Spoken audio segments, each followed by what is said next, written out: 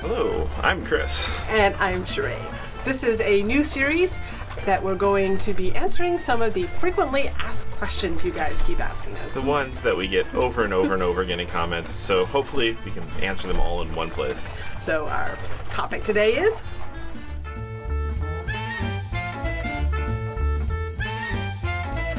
Hey, another FAQ. so transportation locally when we are on our boat without our own vehicle. Everybody's like, how are you going to get around towns and how are you going to get back to your bus? And so we'll answer both of these right now. So first one, local transportation. It can be a challenge. We are anticipating that to be so, but it's not one that is insurmountable. It's much more common for cruisers, especially liverboards, to not have a car if they are mobile. Because a car is kind of hard to tow behind your boat. We looked into it. So these are logistics that have been pretty well figured out. Now in an RV, it's a lot more advantageous to have a separate vehicle from your RV for local transport, because a lot of times the places you're camping are far from the places you might want to explore or need to go to do your shopping or provisioning. And on the other hand, in the boat, a lot of marinas are more urban or more central and are walking distance, and particularly we'll be seeking out ones that are walking distance to places, and the review sites mention that. It's like, hey, block and a half to a Publix, or 2-mile bike rides to a farmer's market, stuff like that. And so those are things we'll be seeking out as we travel. Especially for our longer term stays. There's also a lot of other resources. Like I said, cruisers have figured this stuff out. We're not trudging new water here. So we are carrying bicycles with us. We have our folding electric bikes right now that we brought off the bus. They are Ejo Epics. We haven't done a video on them yet. Maybe one day we'll get around to producing that. But we'll be using those for local transport. And we have pannier bags, so we can transport full grocery bags and stuff.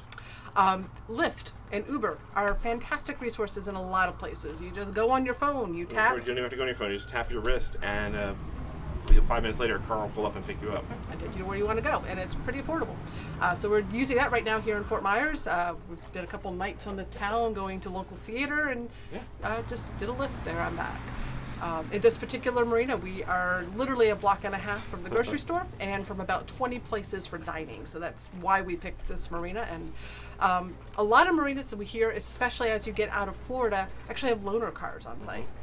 And even if they don't have loaner cars, well, particularly the weekend car rental prices are going to be really ridiculously affordable to just get a weekend rental if you have a bunch of errands you need to do and you want to have a car.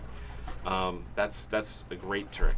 Yeah, Enterprise in particular, you can sometimes snag for $10 a day on weekends because they focus on business people during the week. So for $10 a day on a weekend, they'll even come pick you up. We've done that when we didn't have a car with our RV. Another option is friends and family, and there's also what do they call them? Angels, neighbors, harbor angels, I think, or something like that. And especially in the Great Looping Association, which we are members of, is there are people who are local who maybe they finished the loop or they're dreaming of the loop, and one way that they help out loopers and cruisers is they can be a local contact person, and they might be able to come pick you up and run some errands with you. And then just in the marine community, it seems that people are very understand this and are very eager and friendly about loaning cars if they do have them. So the day we dropped off our Mini Cooper and put it in storage, we're walking down the dock and we had 2 different offers of, hey, if you ever need to borrow a car, let us know. In the and we did the same thing when we had our Mini and we had other transient boaters come through. We just gave them our keys and said, hey, we know you need to go run errands and we're 10 miles from nowhere. Take our car. Yes. And that seems to be pretty common in the boating community. So plenty of options. We're not anticipating it to be a big challenge. There definitely will probably be times where we feel limited. Yeah, because we can only go to the grocery store we can walk to and not necessarily the one that's 5 miles further away. Or it might have cheaper or have other options.